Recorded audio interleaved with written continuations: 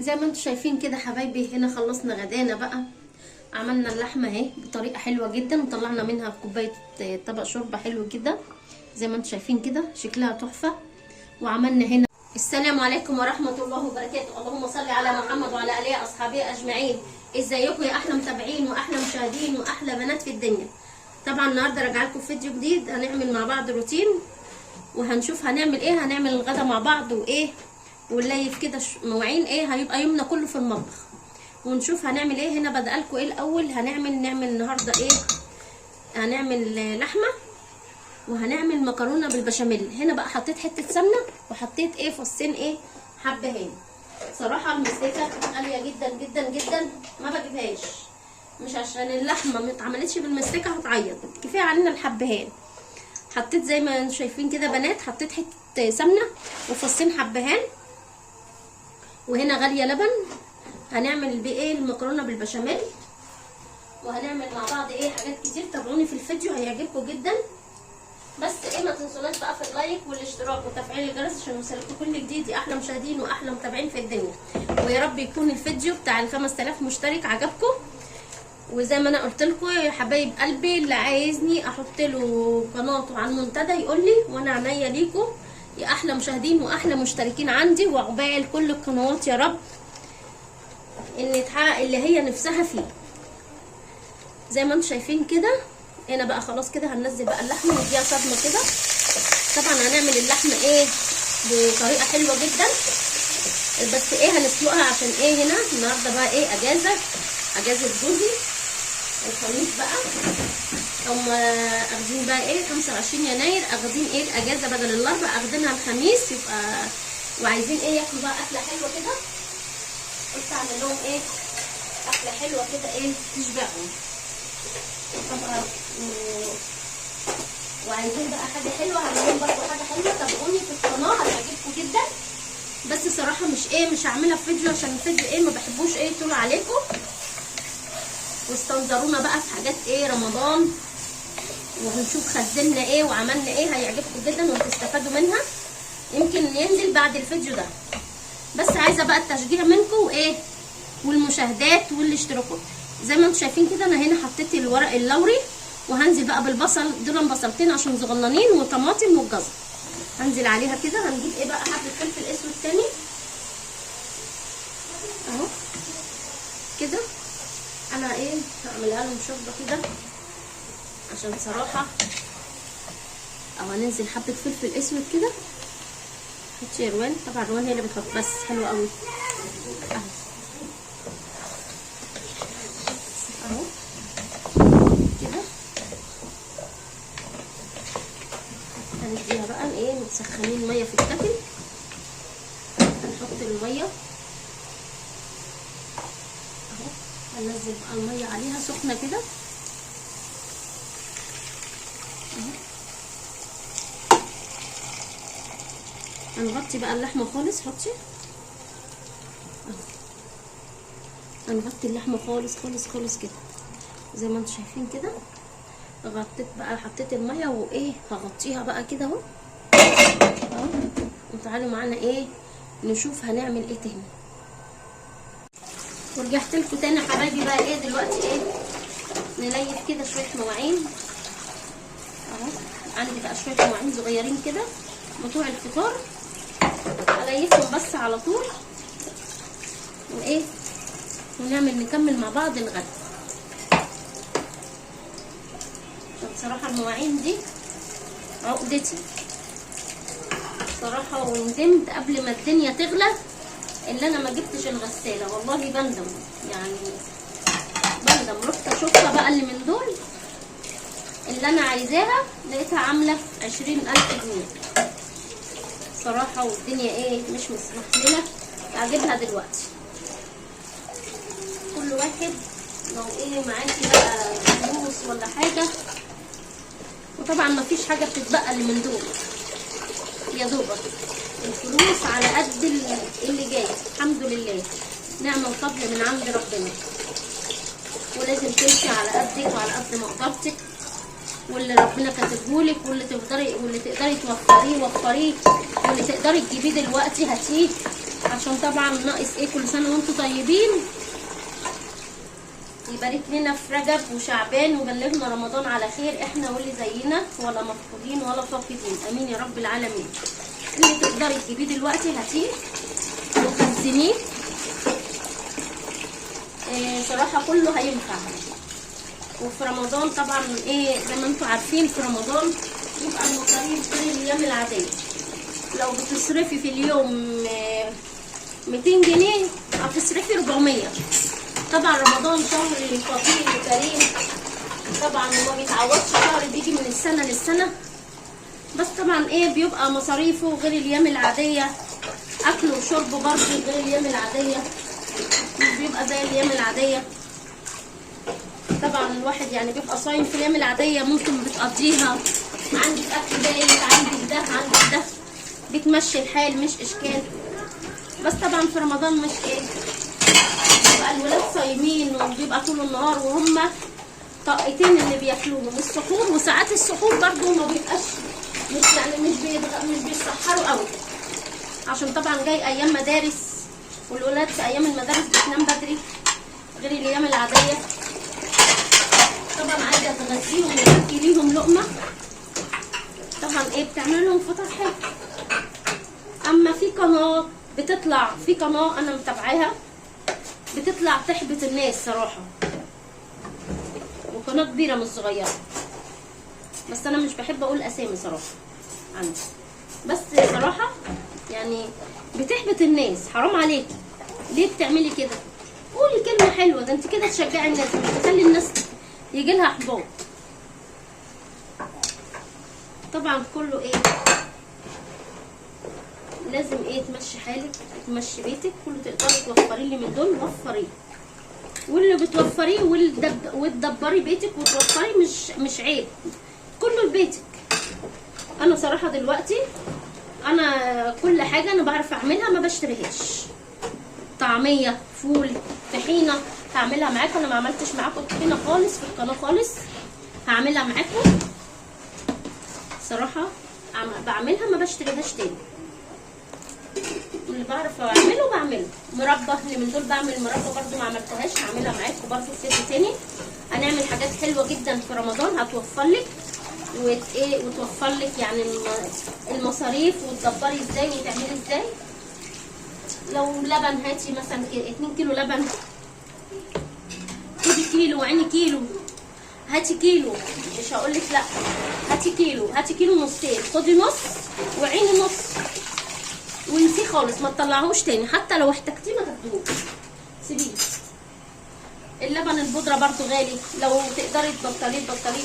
صراحه انا الاول كنت بجيب نص كيلو اللبن البودره واكتر من نص كيلو والله، دلوقتي صراحه انا ما عدتش بجيب غير اللي هو ربع بس كفايه، حلو قوي. زي ما انتم شايفين كده حبايبي. هنا بقى هخلص ايه المواعين كلها واغسل الحوض كده واسلكه وارجع لكم تاني. ورجعت لكم تاني حبايبي بقى بعد ما خلصت المواعين، ودلوقتي انا حاطه ميه بتغلي اهي وحاطه فيها ملح. هنزل ايه المكرونه اهو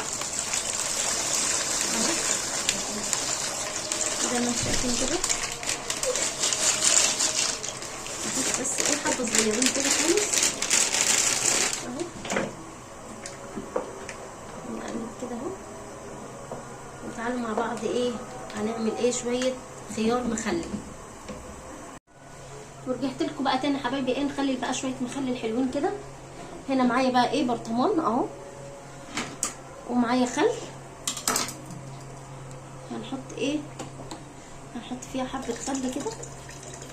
بس انا صراحه المخلل ما بحطش غير ملح وحبه خل والميه بس كده. هننزل بقى ايه بركه ربنا كده، بسم الله اهو كده اهو. هقول لك قد ايه، بتاع 6 معالق ملح بس كده زي ما انتم شايفين كده حبايبي. هنا بقى ايه هنجيب بقى معلقه كده نقلب بس الملح والخل كده وبركه بسم الله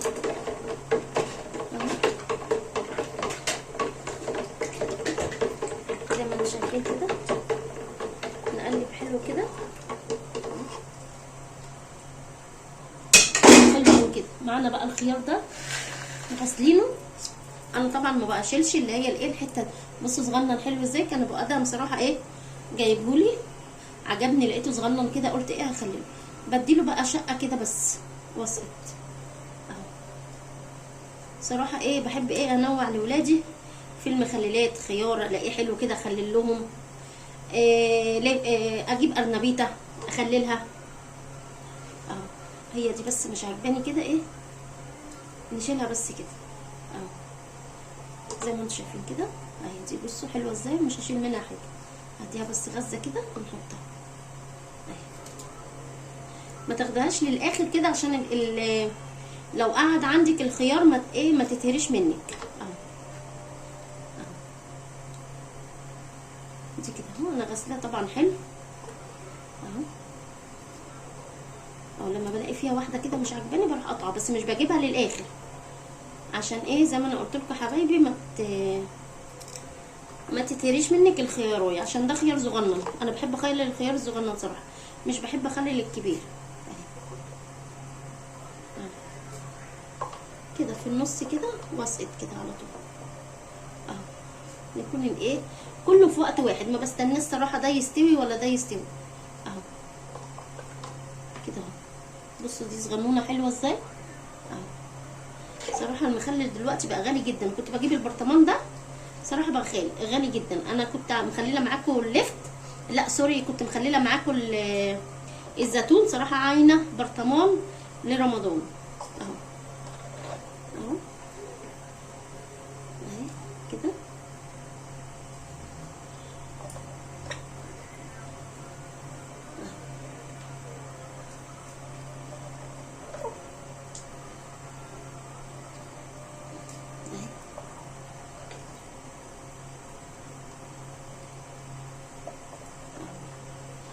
طبعا البرطمان معايا ايه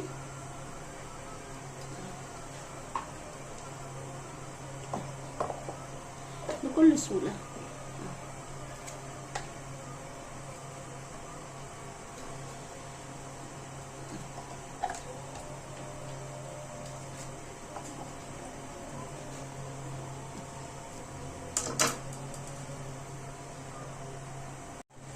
زي ما انتم شايفين كده حبايبي، انا هنا خللت المخلل خلاص.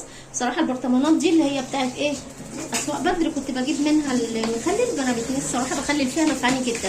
هنا بقى همسك البرطمان كده اقلبه كده اهو، عشان طبعا لو في حاجه اهو كده خللته خلاص. وتعالوا بقى ايه نعمل ايه مع بعض الايه المكرونه البشاميل. زي ما انتم شايفين كده حبايبي رجعت لكم بقى تاني، ومعايا الطاسه بقى ايه هنعمل ايه هنعصر بقى اللحمه. حطيت هنا سمنه وهنزل بقى عليها البصل كده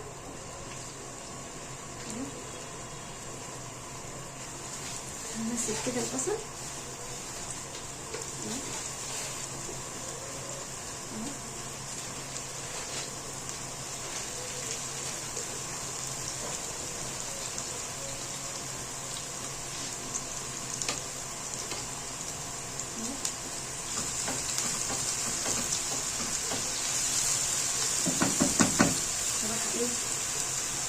انا هنزل البصل كده كله، بس ايه مش هاخده كله، لا هقول لكم انا هاخد ايه هعمل بيه ايه اهو.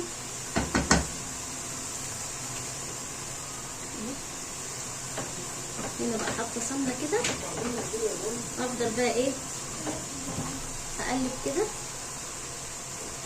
لغايه ما البصل معانا ايه يصفر. ننزل ايه اللحمه زي ما انتم شايفين كده حبايبي. انا بقى هنقص ايه شويه بصل كده اهو، عشان انا ايه عايزاه كده. هنعمل دي حاجه هقول لكم ايه هو اهو. تبلتها خالص كده طبعا. ومعايا ايه انا هنا مكتره البصل شويه. مكتري بقى البصل عشان اللحمه دلوقتي الكبيره المفرومه. صراحه بجيب لحمه كبيره مفرومه، ده نص كيلو بقى ب 200 جنيه، ده نص كيلو ب 100 جنيه. بس صراحه مش هنعمله كله للمكرونه، انا هعمل بس ناخد ربع بس اهو، عشان نعمل صينيه مكرونه مش كبيره قوي يعني اهو. اعملي حلو قوي، ربع كيلو اللحمه المفرومه على بصلايه كده على فلفل الوان. ربع كيلو لحمه مفرومه يكفيكي جدا. هتعملي صينيه مكرونه، صينيه جلاش، صينيه رقاق حلوه جدا صراحه، مش قليله اهو. دلوقتي البصل ده كله مش هيبان في اللحمه، محدش يقول لي البصل كتير، لا البصل مش كتير ولا حاجه اهو. زي ما انتم شايفين كده اهو، كله بيتقلب في بعضيه. ده في ناس بتكتر اللحمه دي بتحط لها ايه، طبعا اختي وحبيبتي هتشوف الفيديو هتفهم ايه هو، بتحط لها جزر، بس من زمان والله قبل اللحمه ما تغلى كمان عشان تكتر البتاع، بس انا لا جزر لا صراحه، نو نو نو، هو بصل كده وهو البصل مش كتير ولا حاجه. واحط لها بعد ايه بقى، من اللحمه تخش في السوا بحط لها حبه ايه، حبه فلفل الوان وبس كده.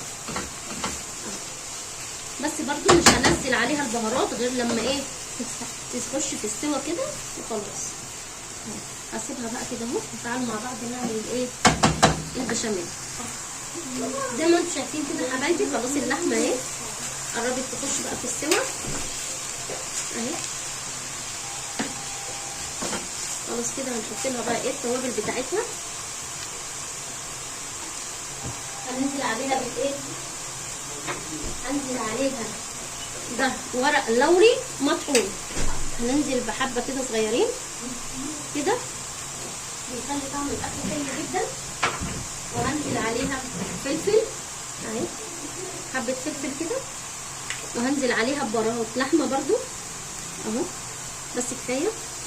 هاتي بقى وايه، هنحط ايه تاني، وهحط قرفه وجنزبيل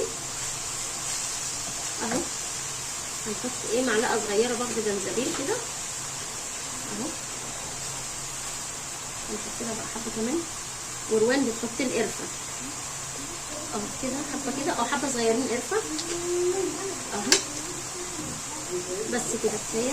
هنحط لها بقى ايه تاني، انا بحب صراحه ابهر اللحمه المعصجه، بتخلي طعم اللحمه المعصجه حلو جدا. هنحط بابريكا برضو اهو، حطي حبه بابريكا يا روان اهو. وهنحط الملح بتاعنا عادي وروان لازم تحط التاتش بتاعها. وحطينا ملح، وهنقلب بقى ايه كله كده اهو مع بعضيه. زي ما انتم شايفين كده حبايبي، خلاص اللحمه معانا بقى ايه، هنزل عليها ايه بحبه فلفل كده، فلفل اخضر واحمر واصفر كده، انا بخزنه واحطه ايه في الثلاجه كده اهو.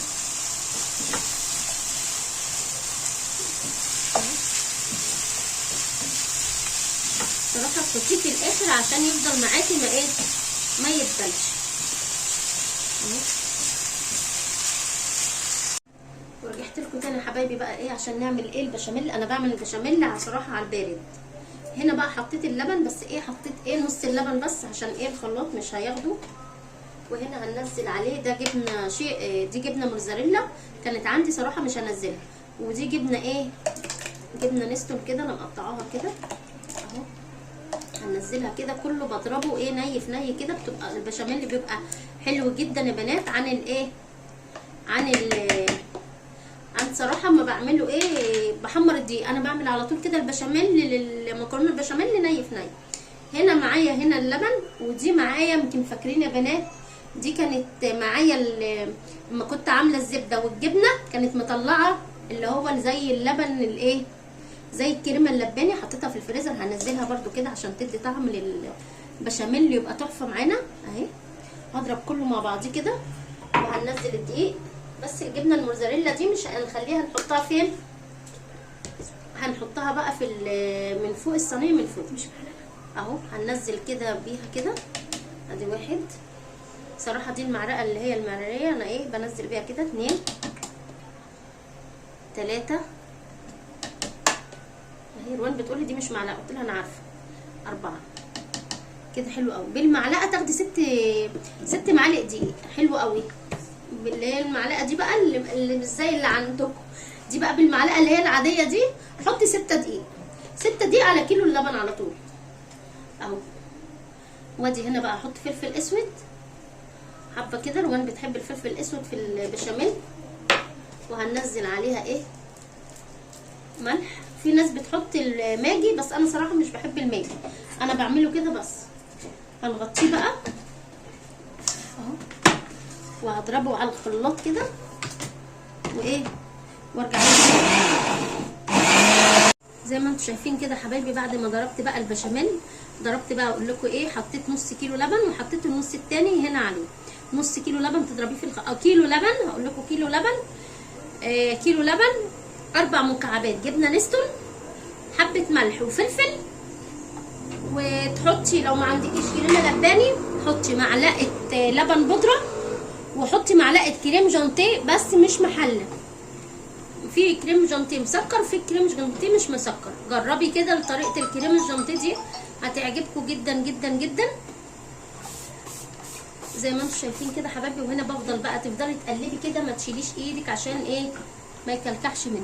زي ما انتم شايفين كده حبايبي. هنا بقى بفضل اقلب اهو. خلاص معانا، خلاص داخل على السوا كده بالمنظر ده، يبقى ايه كريمي حلو كده اهو اهو. زي ما انتم شايفين هننزل عليه ايه بقى، معلقه سمنه كده، هنحط عليه واحده تانية اهو كده، حلو قوي اهو. حتى كده ما ياخدش منك ايه سمنه كتير كده، توفري ما بياخدش منك سمنه كتير. اما اللي هو اللي لما بتحمري الدقيق بتحطي السمنه قد الدقيق. اما كده بيبقى حلو جدا كده بقى. خلاص زي ما انتم شايفين بقى كريمي حلو كده جدا. هطفي بقى عليه كده خالص اهو، نعمل صينيه المكرونه. زي ما انتم شايفين كده حبايبي. هنا بقى معايا المكرونه ومعايا اللحمه، حطيت عليها شويه صلصه، ومعايا هنا البشاميل، ومعايا الصينيه البايركس. هنزل بقى هنا كده حبه بشاميل كده في البايركس كده صغيرين اهو كده من تحت كده البشاميل. صراحه البشاميل طعمه تحفه اهو كده. وهنحط برضو بشاميل على المكرونه اهو زي ما انتم شايفين كده بنات.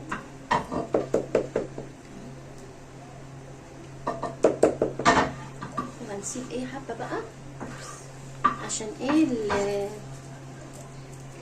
هنسيب حبه عشان ايه نحطهم على الوش. هنا بقى اقلب كل المكرونه دي كده ببعضيها زي ما انتم شايفين كده حبايبي. هنا بقى لخبطت البشاميل بقى، نص البشاميل في المكرونه.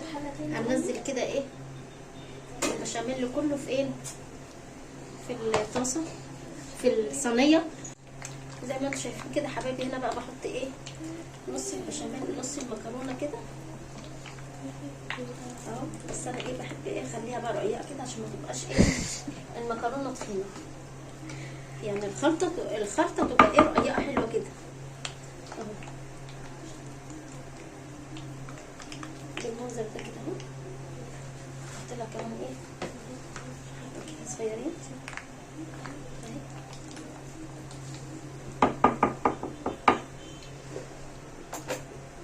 زي ما انتم شايفين كده هنزل عليها دي اللحمه المفرومه بقى كده اهي.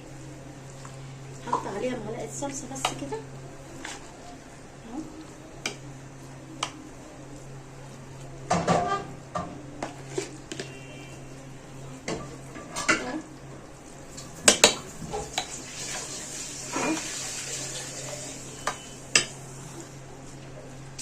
البنات زي ما انتم شايفين كده شكل الصينيه ايه مكرونه البشاميل تحفه صراحه. انا ولادي بيحبوها مني جدا اهو. هنا بقى خلاص كده حطينا المكرونه وحطينا البشاميل. هحط عليها ايه نص المكرونه التاني وايه وارجع لكم تاني. زي ما انتم شايفين كده حبايبي. هنا بقى حطيت نص المكرونه التانيه وبنزل الايه البشاميل بقى كده اهو. زي ما انتم شايفين كده البشاميل زي الكريمه حلو جدا وانا عماله تقول لي يا سيدي لذيذ بتقولي لذيذ لذيذ.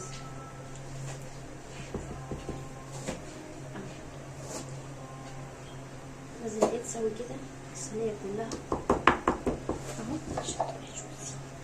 انا صراحه بحب ايه مش بحط في البشاميل بيض ولا حاجه اهو. سوري معلش انا اسفه اهو. وانا عايزه عشان تاكل البشاميل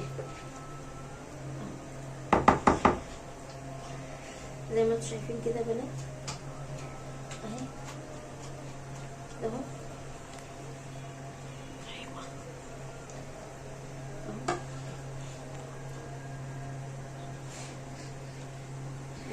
لوحه فنيه.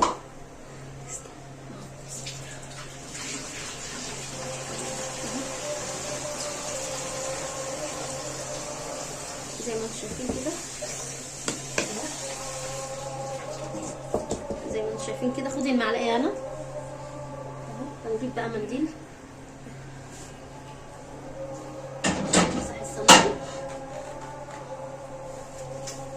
اهو. امسح الصينيه كلها كده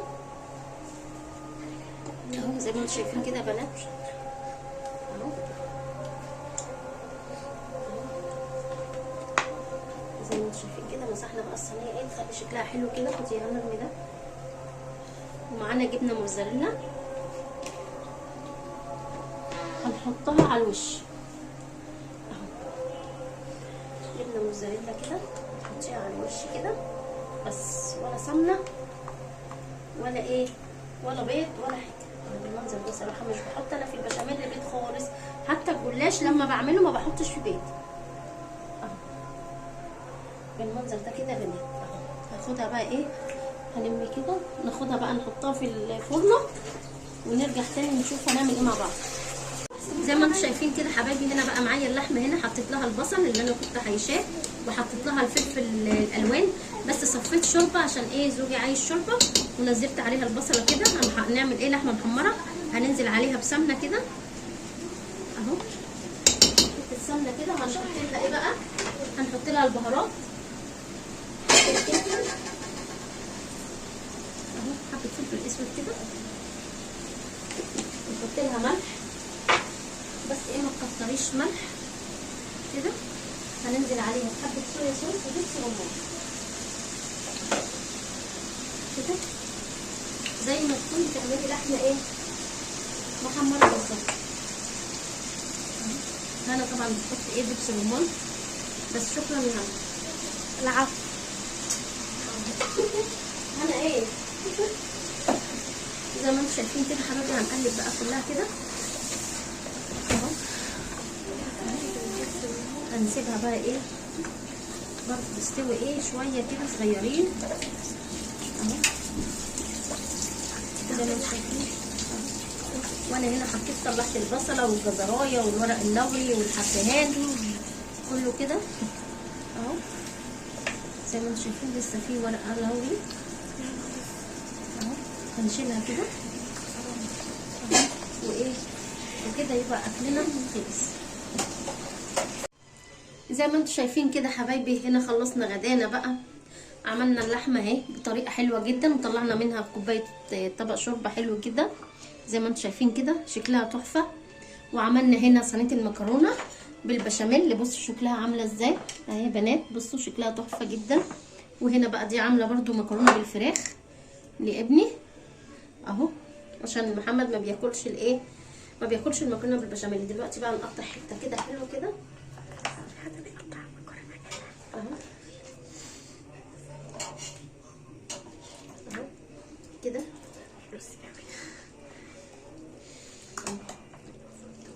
الطبق بعد اذنكم هاتوا كده المعلقه